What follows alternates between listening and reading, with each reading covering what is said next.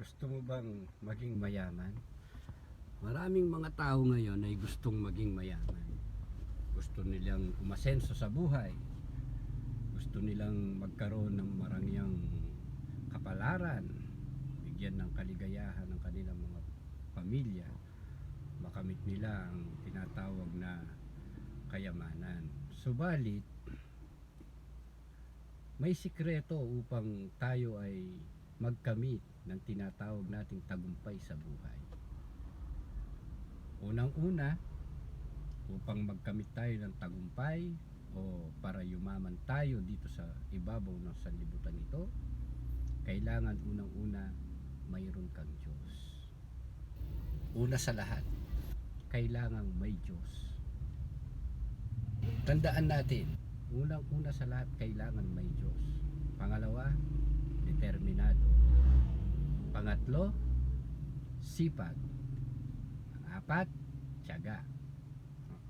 Kailangan may tiyaga ka. Determinado ka, may tiyaga, may nilaga, sabi nga nila.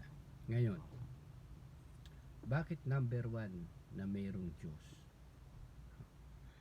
Kasi marami sa atin na hindi maipagkakaila na sa mga Pilipino napakaraming may tiyaga. Meron din naman silang sipag, masipag sila. Subalit nananatili sila dun sa tinatawag na level na hindi sila umaangat. Kahit na anong sipag, anong tiyaga, kahit anong talino, kahit na isaksak na nila sa kanilang mga ulo yung lahat ng katalinuhan, subalit hindi nila nakakamit yung tinatawag na tagumpay. Ang dahilan po nun, maaaring nagkukulang sila ng pagtitiwala sa Diyos. Maaaring ang tiwala nila ay dumating na lang sa kanilang mga sarili. Kailangan kasi natin ng isang mabuting pagkakataon upang makamit natin yung tinatawag na tagumpay. Isang mabuting pagkakataon. At ang pagkakataon na yon, hindi nanggagaling sa tao. No? Hindi nanggagaling sa tao ang mabuting pagkakataon upang makamit natin yung tinatawag nating tagumpay sa buhay. Yan po ay nanggagaling mismo sa Diyos. Ang Diyos mismo ang nagbibigay ng mabuting pagkakataon sa tao. Yan po ang totoo. Kahit na ikaw ay walang pinag-aralan, kahit na ikaw ay no read no write, subalit kung nagtitiwala ka sa Diyos, kung ikaw ay naniniwala sa Diyos, kung ang pananampalataya mo'y matibay sa Diyos, ang Diyos ay maaawa sa iyo at bibigyan ka ng isang mabuting pagkakataon upang makamit mo ang tinatawag na tagumpay dito sa ibabaw ng lupa. Marami tayong mapapanood sa YouTube, walang pinag-aralan, subalit nakikita naman natin ang kanilang mga kalagayan sa buhay. Sila'y mahihirap at biglang yumaman. Ang pagkakataong yaon, Diyos ang nagbigay noon. Hindi po yung tao ang nagbigay ng pagkakataon sa kanila upang makamit nila ang tinatawag na tagumpay, kundi ipinagkaloob ng Diyos sa kanila ang isang mabuting pagkakataon upang sila po ay umangat sa buhay. Kaya unang-una sa lahat, kailangan may Diyos sa buhay mo. Kailangan may Diyos sa puso mo. Kailangan tinitiwala mo sa Diyos ang lahat ng mga bagay at itinitiwala mo ang iyong buhay sa Diyos. Yan po ang sikreto upang maging matagumpay. Paano naman kung hindi tayo nagtagumpay sa buhay na ito? Ibig ba sabihin wala ng Diyos? Walang Diyos na nagnanasang tumulong sa iyo? O baka naman na nananalangin ka, nagtitiwala ka sa Diyos, lahat ay binibigay mo, masipag ka, may tiyaga ka, ngunit kahit na anong gawin mo, hindi ka pa rin umaangat. napakalaki ng tiwala mo sa Diyos. Pero bakit hindi ka pa rin umaangat? Isa lamang po ang sagot diyan kung bakit hindi ka umaangat.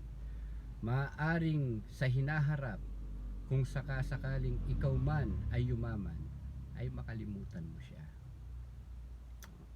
Halimbawa, maraming mga tao na nung siya'y mahirap wala siyang tigil sa pagsamba sa Diyos, walang tigil sa pagsimba, walang tigil sa pagluhod sa harapan ng Panginoon. At nung yumaman na siya, wala na siyang oras sa Panginoon. Hindi na siya pinapansin ng Panginoon. O hindi na niya pinapansin ng Panginoon. Kaya nga, kung hindi ka yumayaman, sa kabila ng ikaw ay sumasampalataya at nananalangin sa Diyos, magtiwala ka sa Panginoon. Magtiwala kang lalo dahil maaaring kapag ikaw ay yumaman, kapag ikaw ay naging mataas sa lipunan, baka ikapahamak pa ng iyong kaluluwa. Baka ikapahamak mo pa kung sakasakaling ikaw ay yumaman. Yun ang dahilan. Maaaring hindi pa panahon para sa iyo upang ikaw ay yumaman, o baka maaaring hindi pa panahon para sa iyo na ikaw ay umangat sa buhay. Subalit, huwag mong iaalis ang tiwala mo sa Panginoon, sapagkat ang lahat ng iniisip at nais ng Diyos ay mabuti. Kung ikaw ay mananatiling mahirap, mas mabuti. Mas mabuti kung yan ang tingin ng Panginoon, na siya'y hindi mo siya kalilimutan, hindi ka mapapahamak. Pero kung yayaman ka naman, pinagbigyan ka ng Panginoon, pero sa bandang huli, ang mangyayari, ikapapahamak mo at maaaring kalimutan mo ang kataas-taasang Diyos. Yan ang mga dahilan. Kasi nakikita ng Panginoon ang parating pa lamang. Hindi masama na manatili tayo sa kahirapan. Subalit, kapatid, kailangan lamang na magtiwala tayo sa kataas-taasang Diyos. Panatilihin po natin ang ating kabanal-banalang pananampalataya sa Diyos. Yun po, at ang pananampalatayang ito ay siya maghahatid sa atin sa mga bagay na ninanais po natin sa buhay na ito. At kung sakali mang hindi natin maabot yung mga bagay na gusto nating mangyari sa buhay na ito, may mabigat na dahilan ng Panginoon kung bakit. Yan ang dahilan kung bakit hindi mo naaabot ang tinatawag nating tagumpay, ay dahil ayaw ng Diyos na mapahamak ang bawat isa sa atin. Pagpalain po tayo. Marami pong salamat sa lahat po ng mga nakinig.